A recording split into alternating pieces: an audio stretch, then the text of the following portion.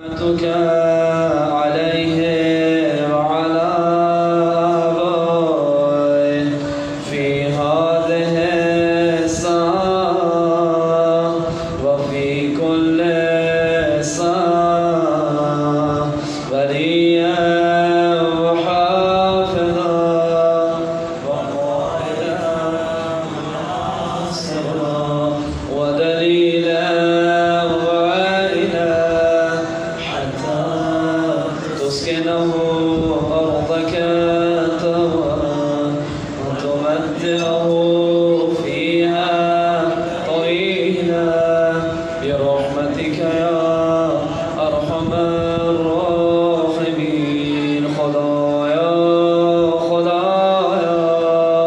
تا انقلاب مهدی از نهضت خمینی محافظت بفرما خامنه‌ای رهبر به لطف خود نگهدار زیارت کربلا نصیب ما بگردان دیدار رای مهدی نصیب ما بفرما رزمندگان اسلام نصرت عطا بفرما شهادت شهیدان نصیب ما بفرما. پروردگارا این ایام عزا کے واسطے ہمارے تمام در گناہان کبائر و صغائر سے درگزر فرما. خدایا بانیان مجالس کے مرحومین کے درجات بلند فرما. تمام مریضوں کو شفاء کامل و عاجل نصیب فرما. خدایا ہماری ملت کے جوانان کو جوان علی اکبر پہ جناب علی اکبر کی سیرت پہ چلنے کی توفیق عطا فرما. سب مل کے پڑھیے گا یا وجیہا عند اللہ اشفع لنا عند اللہ یا وجیہا اشفع لنا عند اللہ. الہی ان كنت بئس الاب فانت نعم الرب. اے اللہ اس پاک برگاہ اور مقدس برگاہ میں آ کے تیری برگاہ میں یہ دعا و التجا کرتے ہیں. خدایا اگر میں تیرا گناہگار خطاکار بدکار معصیت کار بندہ ہوں فانت نعم الرب. اے میرے اللہ تو کتنا ہی اچھا پروردگار ہے. افعل بی ما انت اہلہ ولا تفعل بی ما انا اہلہ. اے اللہ میرے ساتھ وہ سلوک فرما ہمارے مرحومین کے ساتھ منازل آخرہ میں وہ سلوک فرما جو تیرے شیان نشان ہو.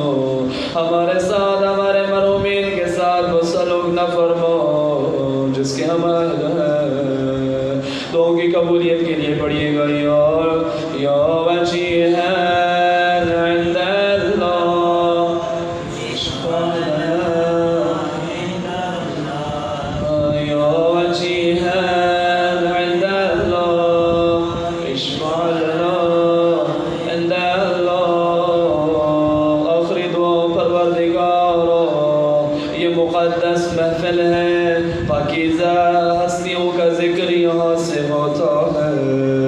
اس ماہ محرم ان ایام عزا کے بعد ہمیں پاکیزہ دل لے کے ہمیشہ کے لیے پاکیزگی اختیار کرنے کی توفیق عطا فرما. اے اللہ جناب علی اکبر بھی پاکیزہ جوانی لیے کربلا میں قربانی دے دیتے ہیں. غریب کربلا بھی پاکیزہ دل لیے ہوئے اپنی جان نثار کر دیتے ہیں. یہ جو سارا کاروان عشق کربلا میں آیا ہے بہت پاکیزہ ہے. ہم اس پاکیزہ کاروان سے محبت کرنے والے ہیں تو کم از کم ہمیں بھی کرنی چاہیے. اے اللہ جیسا ان کے ماننے والوں کو پاکیزہ ہونا چاہیے، پاکیزگی اختیار کرنی چاہیے، ویسی ہی پاکیزگی اختیار کرنے کی توفیق عطا فرما یا وجیہاً.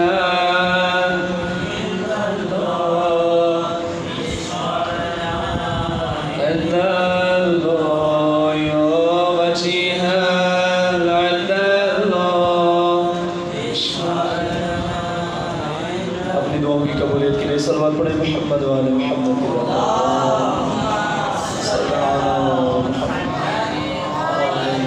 اعوذ باللہ من الشیطان الرجیم. بسم اللہ الرحمن الرحیم. الحمد للہ رب العالمین والعاقبۃ للمتقین والنار للعاصین والمعاندین. رب یسر ولا تعسر وتمم بالخیر انک علی کل شیء قدیر. رب اشرح لي صدري ويسر لي امري واحلل عقدة من لساني يفقهوا قولي. الحمد لله الذي جعلنا من المتمسكين بولاية امير المؤمنين صلى الله عليه محمد وآل محمد. ثم الصلاة والسلام على سيدنا وحبيب قلوبنا وطبيب نفوسنا وشفيع ذنوبنا أبي القاسم محمد صلى على محمد وآل محمد وعلى آله الطيبين الطاهرين المعصومين المظلومين المنتخبين المنتجبين الذين أذهب الله عنهم الرجس وطهرهم تطهيرا.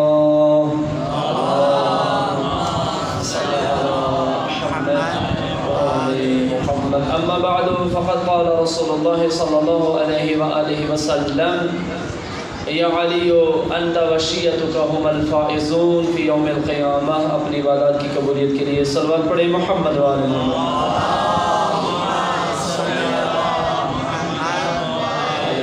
نعرہ تکبیر، نعرہ رسالت، نعرہ حیدری، حسینیت، یزیدیت.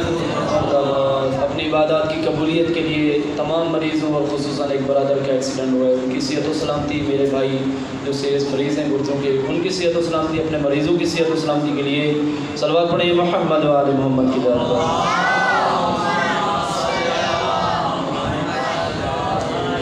بانیان مجالس خصوصاً اظہر شاہ صاحب مرحوم اور دیگر جتنے آپ کے مرحومین ہیں، مرحومین کی مغفرت کے لیے ایک خوبصورت ہدیہ ہے صلوات.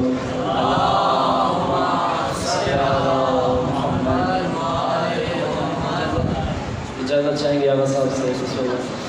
میں نے آپ کے سامنے ظاہر وقت اتنا نہیں ہے، آج ویسے بھی تھکے ہوئے ہیں مومنین، مختصر کرنا ہے اور پھر مصائب کے چند جملے، مصائب بھی مختصر کروں گا. ذاکر صاحب پہنچ بھی گئے ہیں. جناب پیغمبر اکرم فرماتے ہیں، جو حدیث میں نے موضوع سخن قرار دی ہوئی ہے کہ یا علی آپ اور آپ کے شیعہ ہی ہمیشہ کامیاب اور سرخرو رہیں گے. اور میں ایک بات یہ بھی کہتا رہتا ہوں کہ شیعہ وہ ہوگا روز محشر مولا علی کی ابتدا میں، وہ ہوگا مولا علی المرتضیٰ کے ہمراہ، وہ ہوگا ساتھ، وہ ہوگا یا علی ابن ابی طالب کے شیعوں میں بروز محشر وہ ہوگا کہ جو زندگی پوری فرمان علی ابن ابی طالب کے مطابق، کلام علی ابن ابی طالب کے مطابق، نظام علی ابن ابی طالب کے مطابق پوری زندگی گزارے گا، وہی بروز محشر علی ابن ابی طالب کے شیعوں میں شمار ہو کے بارگاہ خداوندی میں پہنچے گا. جس طرح آپ زیارت عاشور میں پڑھتے ہیں اللہم ارزقنی شفاعت الحسین یوم الورود، کہ اے پروردگار ہمیں بروز محشر امام حسین ابن علی کی شفاعت کی توفیق نصیب فرمانا. البتہ ایک جملہ بسم اللہ اس سے پہلے کہہ دوں، اپنا شیخ بزرگان بھی کہتے ہیں اور اسی طرح ہمارے محسن حججی جو شہید ہوئے جن کا گلا کٹا، وہ فرماتے ہیں، ان کی ہمسر زوجہ فرماتی ہے کہ یہ میرے میاں 40 دن پہلے زیارت عاشور کے دن سے 40 دن پہلے یہ زیارت عاشور پڑھا کرتے تھے، اور پھر عاشور کے دن کے بعد بھی 40 دن، اور حقیقی حسین ابن علی کا مولا کا عزادار بن کے رہا کرتے تھے. یہاں پہ ایک جملہ کہہ کہ میں آگے بڑھتا ہوں. اپنی بات کو آگے بڑھاتا ہوں کہ زیارت عاشور ضرور پڑھا کریں جوانان، یقیناً پاکیزگی حاصل ہوگی اور یقیناً بڑا مرتبہ حاصل ہوگا۔ ایک لوہار کی بیوی زیارت عاشور پڑھا کرتی تھی۔ یہ واقعہ بڑا مفصل ہے کہ دو دوست تھے، بڑی عظیم شخصیات تھی، آغا جان نے بھی پڑھا ہوگا، آپ نے بھی پڑھا ہوگا۔ زیارت عاشور کی چھوٹی سی کتاب، اس کے حاشیے میں لکھا ہوا ہے، یا مفاتیح الجنان میں بھی یہ واقعہ لکھا ہوا ہے۔ تو المختصر وہ دوست بتاتا ہے ہفتے بعد کہ میں ان حالات سے گزرا۔ اس نے پوچھا آپ تو بڑے پارسا نیک شخصیت تھے اور اتنے دنوں بعد آپ مجھ سے مل رہی ہیں، مجھے اپنی آخرت کے یہ حالات جو قبر میں پیش آ رہے ہیں ان کے بارے میں بتا رہے ہیں۔ تو اس نے کہا جی میں اتنی متقی پرہیزگار علمی شخصیت ہو کے بھی عذاب الہی عذاب قبر میں مبتلا رہا۔ کہتے پھر کیا ہوا؟ تو جواب ملا، میں اپنی طرف سے نہیں کہہ رہا، یہ لکھا ہوا ہے، تحریر ہے یہ، اور بڑی بڑی شخصیات اس بار واقعے کو نقل کرتی ہیں۔ تو کہا رات ایک مستور دفن ہوئی ہے ہمارے قبرستان میں، اور دفن ہوتے ہی غریب کربلا اس کی قبر میں تشریف لے آئے ہیں۔ عزاداروں وہ صبح اٹھتا ہے، جاتا ہے قبرستان میں، دیکھتا ہے تازی قبر بنی ہوئی ہے، پوچھ کرتا ہے، پوچھ کے جاتا ہے لوہار کے پاس، اس کی بیوی ہے، پوچھتا ہے بتا یوں واقعہ ہے۔ وہ کہتا ہے کہ کیوں بار بار پوچھتا ہے؟ آخر بتاتا ہے کہ واقعہ یوں ہے۔ تو بتائیں آپ کی بیوی کا کوئی خاص عمل کیا تھا؟ آپ غور فرما رہے ہیں نا؟ تو اس لوہار نے کہا کہ میری بیوی کا کوئی اور خاص عمل تو نہیں تھا، وہ زیارت عاشور یہیں بیٹھ کے پڑھا کرتی تھی، جا کے زری پہ نہیں بیٹھ کے پڑھتی تھی، امام علیہ السلام کے روزے مطہر میں بیٹھ کے نہیں پڑھتی تھی، گھر میں بیٹھ کے پڑھتی تھی۔ میری بہنوں کے لیے، میری ماؤں کے لیے یہ پیغام ہے، میرے بھائیوں کے لیے بھی یہ پیغام ہے، وہ پڑھتی تھی۔ اس نے کہا کہ اور کوئی عمل نہیں تھا، زیارت عاشور پڑھتی تھی۔ برادران ایمانی، وہ ایک خاتون ہو کے زیارت عاشور پڑھتی تھی، اس کے زیارت عاشور کے پڑھنے کی وجہ سے غریب کربلا جو ہی وہ دفن ہوئی، امام مظلوم اس کی قبر میں آئے، اور اس کی قبر میں آنے سے وہی مرحوم بتاتا ہے کہ جب آقا حسین ابن علی آئے، جتنی قبروں پہ عذاب الہی نازل ہو رہا تھا، عذاب الہی ٹل گیا، رحمت پروردگار کی برسات شروع ہو گئی۔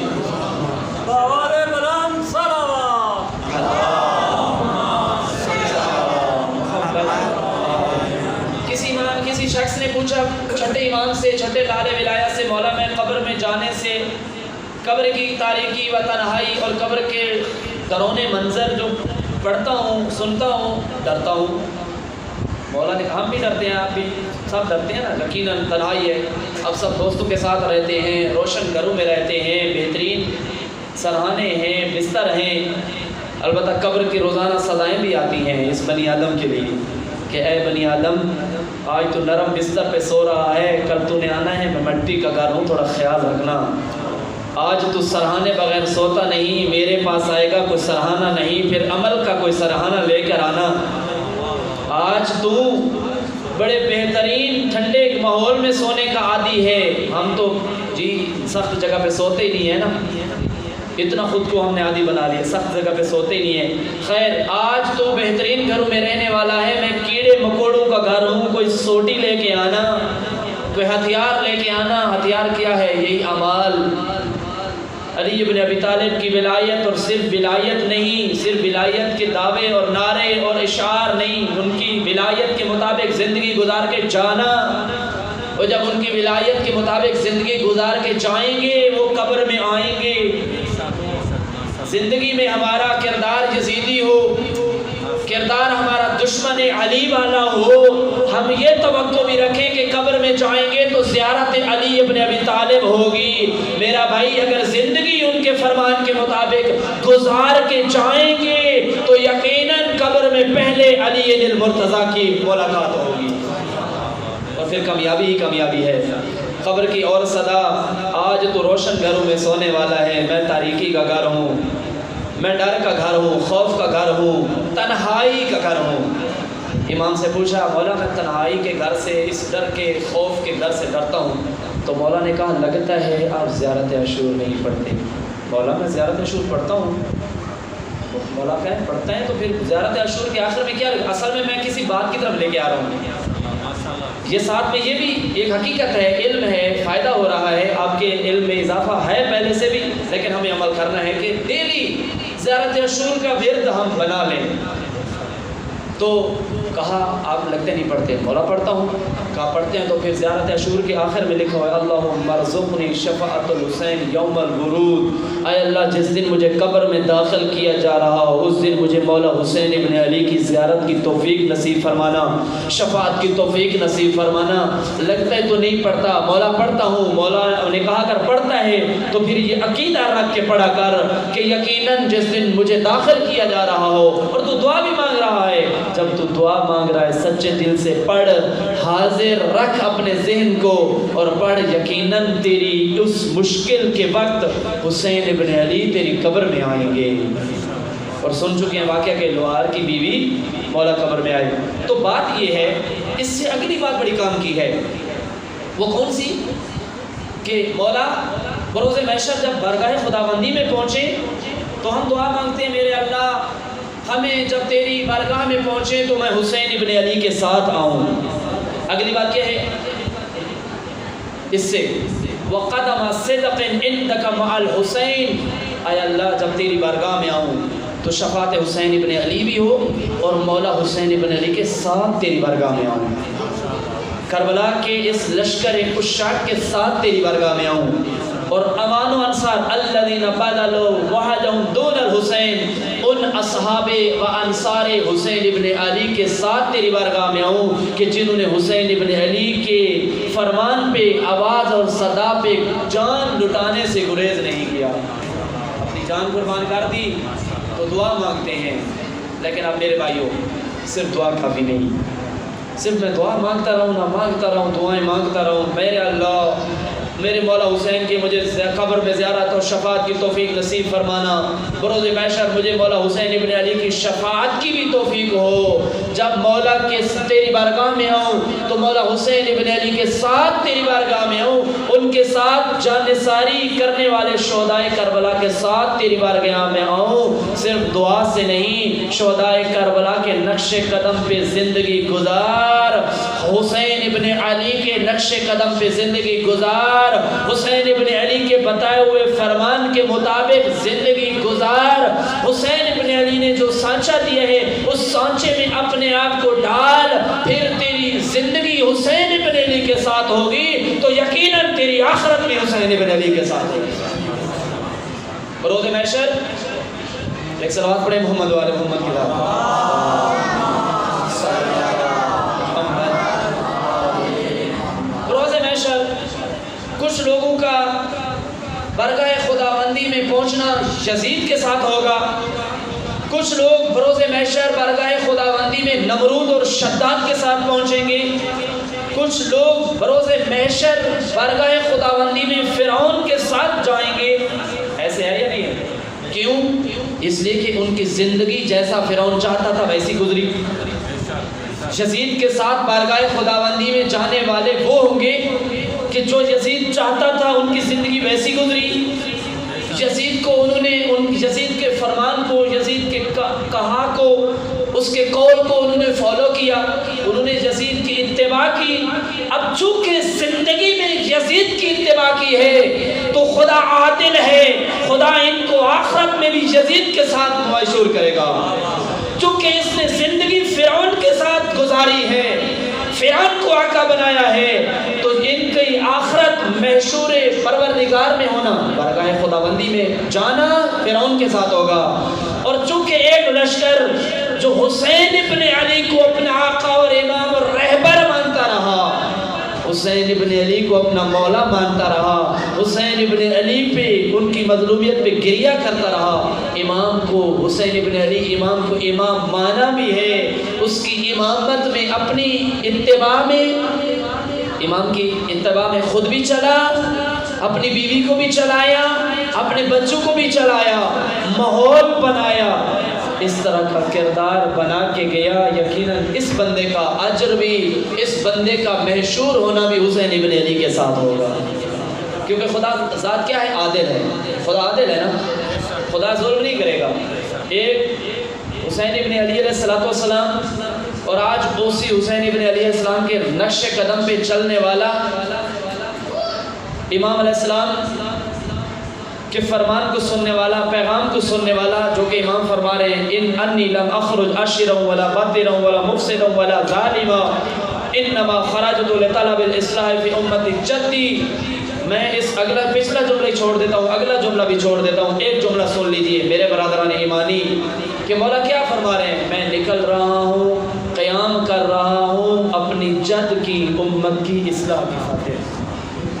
آقا جان، آقا جی، بزرگان، جوانان، مومنین، سامعین، اب جو بندہ ایسی محفل سجاتا ہے کہ جس میں امت کی، مومنین کی، جوانان کی اصلاح ہوتی ہے،